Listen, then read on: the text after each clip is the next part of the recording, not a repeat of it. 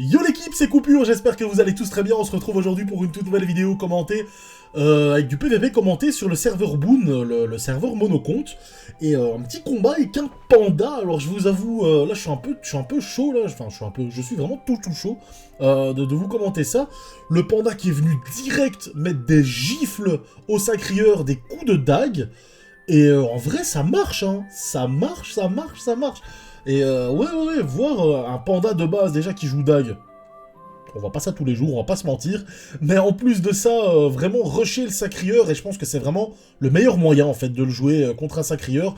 Alors le panda qui a très clairement quand même pas mal de level en plus que le sacrieur qui est niveau 109, le panda qui est niveau 124, à ces tranches de niveau là, ça change énormément au niveau des stuffs. Rien qu'au niveau 120, on a la solo monk qui est vraiment une coiffe exceptionnelle.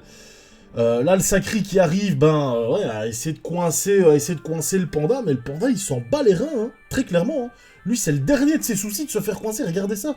Il vient déchirer le sacrieur avec ses dagues, et comme je le disais, c'est vraiment le bon moyen. Alors là, le sacri qui tente une punition, mais il doit être à quoi 45% de sa vie, grand max. Donc du coup, la punition qui doit pas être terrible. Là, le sacri, il faut qu'il se déroule très clairement, parce qu'il va se prendre très cher. Le panda qui, lui, peu débuff, donc enfin ouais, c'est le sacrieur qui se dérobe pas, voilà, là il prend cher, il prend très cher. Donc voilà. En plus de ça, le panda qui clairement a joué le panda Wasta, t'as combien d'agi? Beaucoup, voilà, ça c'est un nombre, hein. Beaucoup, ça veut dire t'auras pas l'agilité, mon gars. Et donc du coup, ouais, le sacrieur qui ne peut même pas utiliser de corps à corps si jamais il en a un, là normalement il ne peut pas. Ferme ta gueule! Voilà. Ferme ta gueule, encore une fois.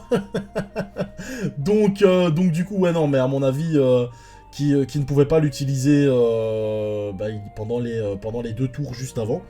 Et là, le panda, qui débuffe le sacri, qui débuffe l'adéro, et qui termine le sacrieur tout gentiment. Donc voilà, un combat de sacrieur qui dure 2 minutes 14. Alors ok, c'est du bas niveau, on peut appeler ça du bas niveau. Mais voilà. Un petit combat sacrieur contre panda, 2 minutes 14, alors que combat panda contre sacrieur, normalement, ça dure bien plus longtemps. Mais bon, franchement, chouette petit combat, ça fait vraiment plaisir. Et je vous dis à tout de suite pour un deuxième combat. On se retrouve pour le deuxième combat de la vidéo. Un combat vraiment bas niveau, un combat de niveau 80. Xelor contre Yop, alors on va voir un petit peu parce que très clairement c'est un combat qui est assez intéressant, c'est-à-dire que le Xel qui n'a pas de mode vraiment retrait PA, éventuellement avec les horloges, il me semble que le Xelor a horloge à ce niveau-là, à moins que je dise des conneries, mais normalement il a horloge. Yop, par contre, lui, qui a vraiment une très grosse force de frappe à ce niveau-là, par contre, très clairement, il n'a pas grand-chose d'autre à part la force de frappe, et à part les 3 fois tempête de puissance. Maintenant, ce qui est vraiment pas mal dans ce match-up-là, c'est que le Xel va ouais, ok, il a horloge, j'ai pas dit de conneries. Maintenant, le truc qu'il y a, c'est que voilà, le Xel, avec ses horloges, et voilà, il a quand même pas mal d'agilité en plus que le Yop, hein. Pas mal d'agilité, pas mal de sagesse, qu'est-ce que je raconte comme conneries.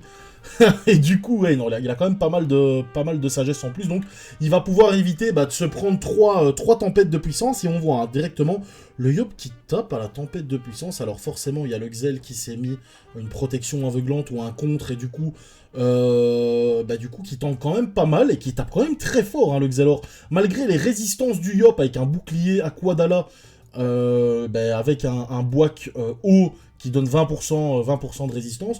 Le Xelor, lui, qui a le bouclier du quart de cœur qui donne, il me semble, entre 10 et 14% de résistance intel. Je dis peut-être des conneries, hein, mais je pense que ça doit être dans cette tranche-là. Donc qui est quand même bien au niveau tanky, moins bien que le Yop au niveau de l'élément de frappe du Xelor, qui est le Yop quand même a pas mal, hein. Il monte presque à 30% de résistance. Et, le Xel qui tabasse hein, quand même, parce que il tape quasi autant que le Yop, mais le Yop a plus de résistance, donc c'est assez ouf.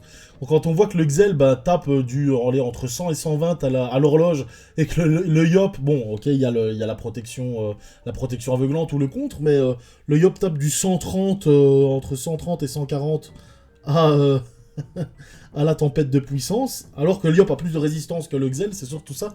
C'est assez marrant, mais bon voilà, chouette petit combat là. Et le Yop qui prend plus cher que le Xelor. Et du coup, voilà, bon, là, le Xel qui se rapproche, il va peut-être essayer de coller le Yop, très sincèrement, parce que du coup, le Yop qui va devoir utiliser un bond, voire un souffle, mais je sais pas s'il a le sort up, souffle, pour pouvoir... Ok, il se met dans l'état momification, il a réussi à retirer ne fût-ce qu'un PA au Yop, pour éviter tout simplement de se prendre des tempêtes de puissance assez free.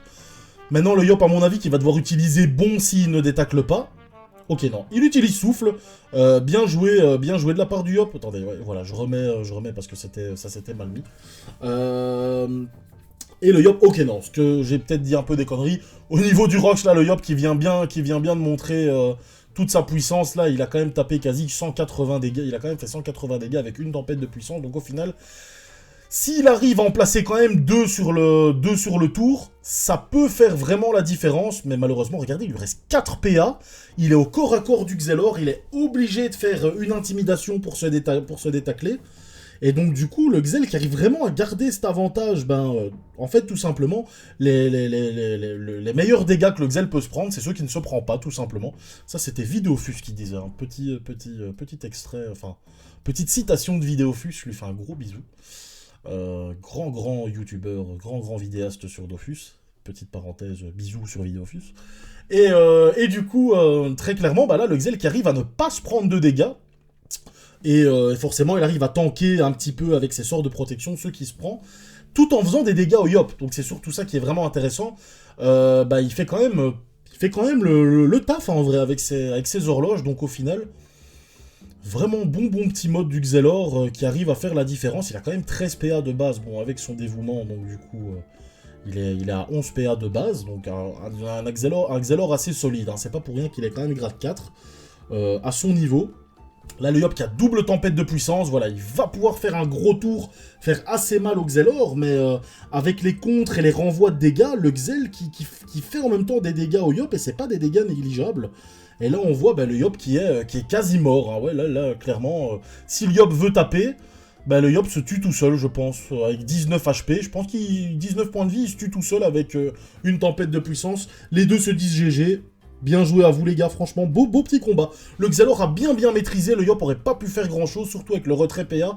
Il aurait fallu un voire 2 PA en plus au Yop pour vraiment être opti et avoir vraiment une assez grosse force de frappe que pour pouvoir faire la différence.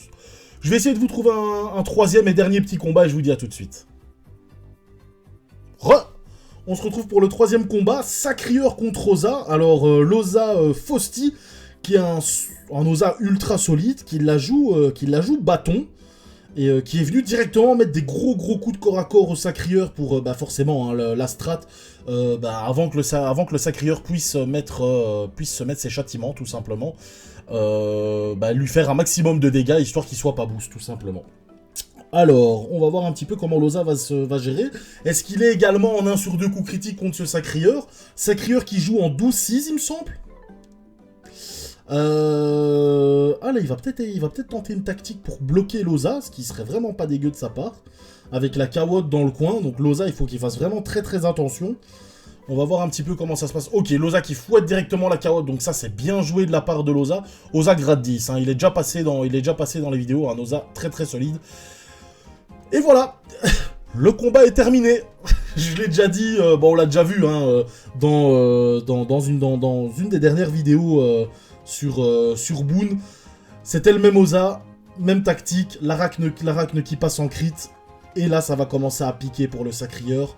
La piqûre motivante qui passe pas en crit, du coup, le Sacri qui va pas être boosté de tout le combat, très clairement, très sincèrement. À partir du moment où il n'arrive pas à faire des dégâts sur l'Arachne et à la clean, ouais, voyez, voilà, exactement, c'est ce que je dis. Il fait 0 dégâts, et voilà, même en coup critique, il arrive à faire 30 dégâts en crit, voilà. Et comme il va jamais être boosté, du coup, il va jamais augmenter ses dégâts en tant que Sacrieur. Et ça va vraiment devoir se jouer au niveau de la punition. En fait, il va devoir caler sa punition sur l'Arachne et espérer la terminer. Mais vu que l'Oza va tout faire pour que son Arachne tienne le coup, du coup, ça va être délicat. Ça va être vraiment délicat. Ce combat va se jouer au niveau de la punition et encore. Hein, même au niveau de la punition, il faut qu'après, le Sacrieur arrive à se régène assez de points de vie que pour pouvoir tenter. Ouais, non, là, il tente de détacler l'Arachne alors que... Enfin, il avait peut-être il a quand même peut-être pas mal d'agilité. Ok, il met des grosses patates là en agi. Waouh, ok. Assez solide, là, le Sacri. Assez solide. Il a vraiment mis mal l'Arachne, et là, Loza qui est vraiment dans le... Ouf, lui aussi, il met un gros coup, critique, là. Oh, c'est assez ouf, hein. Par contre, il a forcément, à ce niveau-là, bah, tu choisis. Je pense qu'il a quand même un mode avec pas mal d'agilité, et donc, du coup, là, ouais, enfin, ouais, bon. Oh, c'est Arachne. Oh, ouais, c'est ouf, hein. Parce que du coup, j'allais dire, il a forcément un mode un peu plus axé agilité, je pense. Et il a pas vraiment assez d'intel que pour pouvoir soigner convenablement l'Arachne. Donc du coup, l'Arachne qui va, avec le Rox du Sacrieur, qui m'a un petit peu fait mentir, qui va sûrement savoir faire la différence, mais qui va le débuff. Mais là, du coup, non, très clairement, le Sacrieur qui a préféré aller taper Loza, mais voilà, l'Arachne qui fait beaucoup trop mal et Loza qui win le combat assez logiquement. Je pensais vraiment que le Sacri allait savoir à un moment gérer en tuant l'Arachne, mais malheureusement, ça ne s'est pas fait. Et l'Arachne qui fait vraiment beaucoup trop mal, le Sacrieur est tombé beaucoup trop bas au niveau des points de vie. Il a même pas pu tenter une punition ni quoi que ce soit, donc au final, combat largement dominé par un Oza grade 10 qui fait vraiment la différence, hein. Franchement, très franchement la différence, et ça fait vraiment plaisir, hein. Hashtag Team Oza.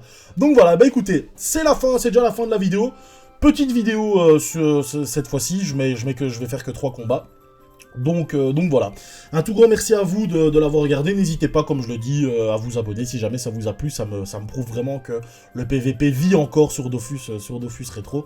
Et je vous dis à la prochaine les frérots. Bisous!